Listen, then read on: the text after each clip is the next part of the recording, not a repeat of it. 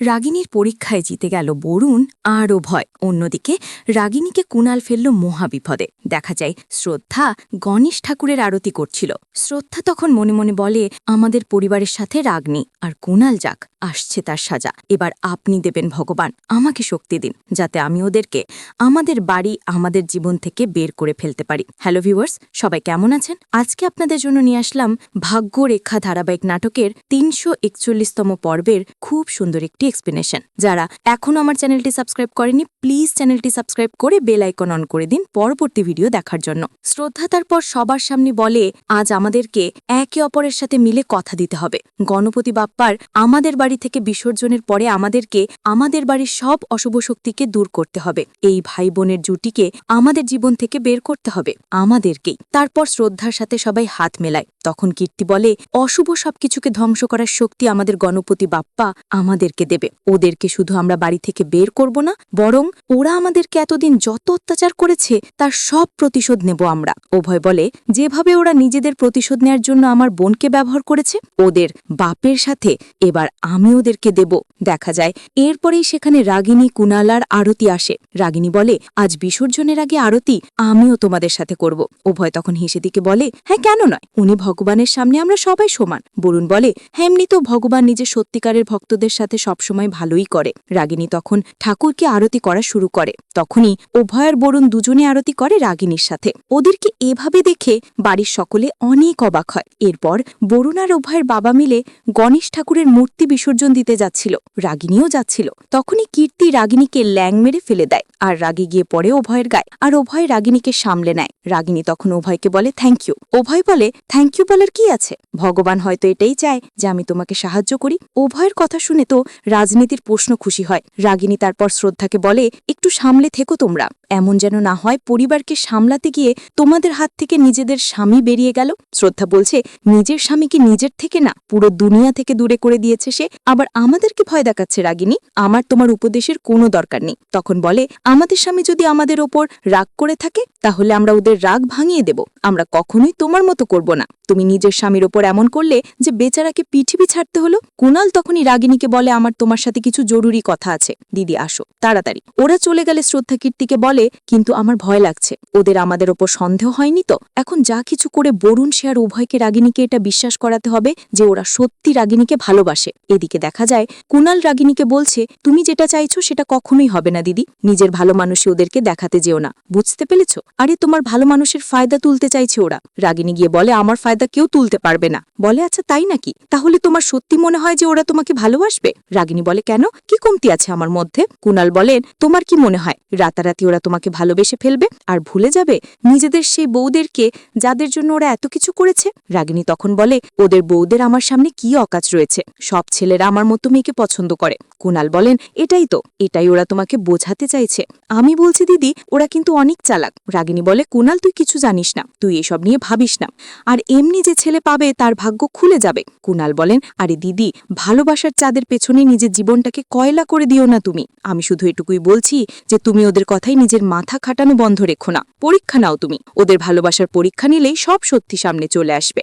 পরের সিনে দেখা যায় যখন অভয়, বরুণ আর অভয়ের বাবা গণেশ ঠাকুর বিসর্জন দিয়ে আসছিল, তখনই রাগিনী ওদের কাছে আসে। অভয়ের বাবা রাগিনীকে বলে, এখন তোমার কি চাই আমাদের থেকে? রাগিনী বলে, আসলে আমার অভয়ের বোনের সাথে কিছু কথা বলার আছে, আমি ওদের সাথে একলা কথা বলতে চাই। অভয় বাবা বলে, কেন? রাগিনী বলে, তার সব কখন থেকে আমি আপনাকে দেব। অভয় বলে, বাবা তুমি যাও, আমি আসছি।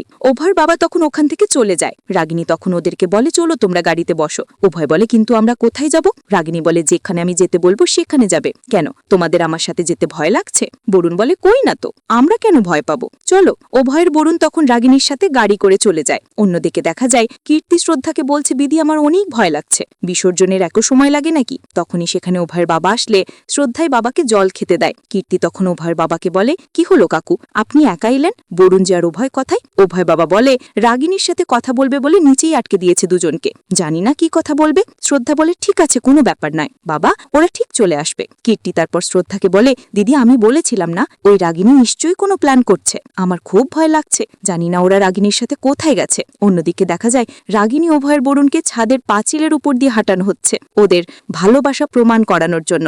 অভয়ের বরুণের তো প্রাণ যায় যায় অবস্থা।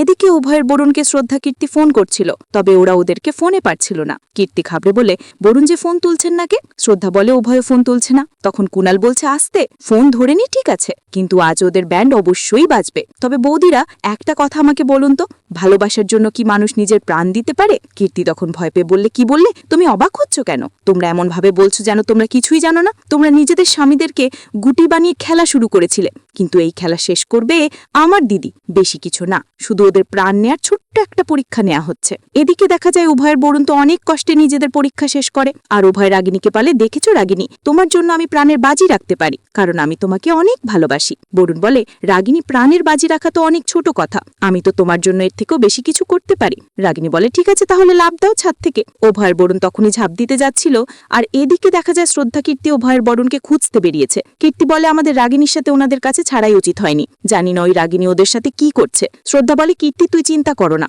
বরুণ যে আর উভয় অনেক বুদ্ধিমান, ওরা নিশ্চয়ই নিজেদেরকে প্রোটেক্ট করবে। আর অন্যদিকে রাগিনী উভয়ের বরুণকে বলছে, কি হলো, পারবে না আমার জন্য তোমরা এটা করতে? এর মানে তোমরা আমাকে ভালোবাসো না, তাই তো? উভয় বলে, কিন্তু রাগিনী, তুমি আমাদের সঙ্গে এরকম কেন করছো? রাগিনী বলে, একটু আগেই তো তোমরা বললে যে তোমরা আমার জন্য প্রাণও দিতে রাজি আছো, মানে সব মিথ্যে ছিল, আমি বুঝতে পেরেছি। এই বলে রাগিনী ওখান দিয়ে সরে যাচ্ছিল।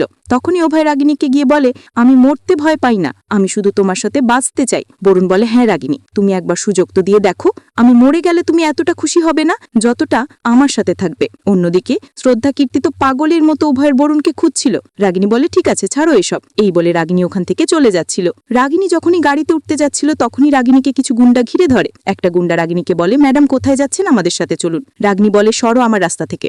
তখনই একজন গুন্ডা রাগিনীর হাত ধরলে রাগিনী বলে, এটা কি ধরনের অসভ্যতা মচ্ছে, ছাড়ো আমার হাত। তখনই উভয় যে গুন্ডাদের মারে, আর বরুণও গুন্ডাদের সাথে ফাইট করে। বরুণ বলে, তোর সাহস কি করে হলো রাগিনীর গায়ে হাত দেওয়ার? রাগিনী তো ওদের ফাইট দেখে অনেকটা ইমপ্রেস হয়। দেখা যায় তখনই সেখানে কীর্তি আর শ্রদ্ধা চলে আসে, আর তখনই একটা গুন্ডা উভয়ের বরুণকে ছুরি দিয়ে আঘাত করতে চায়। তবে উভয়ের বরুণ তো গুন্ডাটাকে ধরে অনেক মারে। উভয়ের বরুণ গুন্ডাদেরকে ভালোই ধোলাই দিচ্ছিল। তবে তখনই একটা গুন্ডা রাগিনীর মাথায় পিস্তল ঠেকিয়ে ওদের হুমকি দেয়। গুন্ডারা বলে, ওখানেই দাঁড়ানো, তো এই মেয়েটাকে গুলি করে উড়িয়ে দেব।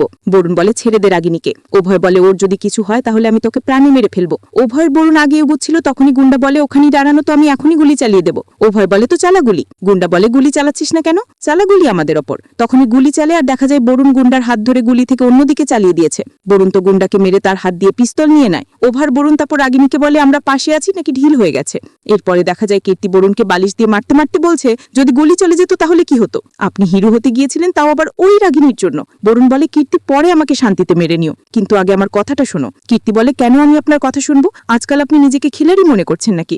এদিকে উভয় শ্রদ্ধাকে বলে, আর আমার মুখ ফুলিয়ে রেখেছে কেন? শ্রদ্ধা বলে, আপনার কি সব মজা মনে হয়? এখানে আমার চিন্তায় মাথা খারাপ হয়ে যাচ্ছিল। কীর্তি বলে, দিদি আমি আর এইসব প্ল্যানই নেই, ওই রাগিনীর মাথা এমনিতেই খারাপ, ওটা মাথা আমরা এমনিতেই ঠিক করতে পারবো না, আর এমনি ভালো ভালো মানুষের মাথা খারাপ হয়ে যায় ভালোবাসার চক্করে। এই কথা শুনে বরুণ আর উভয় হাসতে থাকলে কীর্তি বলে, তোমরা হাসছো কেন? তোমরা কি ভুলে গেছো এর আগে সে স্বামী খুন করেছে? জানি না ও যদি আপনাদের ব্যাপারে জানতে পারে তাহলে আপনাদের সাথে কি করবে তার কোনো ঠিক নেই। শ্রদ্ধা তখন বলে, কীর্তি একদম ঠিক কথা বলছে, জল যে এত দূর এগোবে সেটা আমি বুঝতে পারিনি। যদি আজ আপনাদের দুজনের কিছু হয়ে যেত তাহলে আমরা কোনোদিনও নিজেদেরকে ক্ষমা করতে পারতাম না। এই উত্তরে উভয় বলে, সেটা তো প্ল্যান করার আগে ভাবা উচিত ছিল শ্রদ্ধা, এমনি তো ভালোবাসাই তো রিস্ক থাকবে। বরুণ বলে, আমরা আগে থেকেই জানতাম ওই রাগিনী আমাদের পরীক্ষা নিবার জন্য এনেছিল, তাহলে আমরা পেছনে কিভাবে করতাম? উভয় বলে, রাগিনী আমাদের পরীক্ষা নিচ্ছিল আর তার পরীক্ষা আমরা পাশ করে গেছি, এবার আমরা ওকে বোকা বানাবো। কীর্তি বলে, কিন্তু বরুণ, সে আমরা অনেক ভয় লাগছে। বরুণ বলে, দেখো আমরা এখন আর পেছনে সরতে পারবো না, এই খেলায় আমরা অনেক দূরে গিয়ে গেছি, আর আমাদেরকে রাগিনীকে হারাতেই হবে যাই হোক না কেন। উভয় শ্রদ্ধাকে বলে, আমাদের তোমার উপর আর তোমার প্ল্যানের উপর পুরো ভরসা আছে।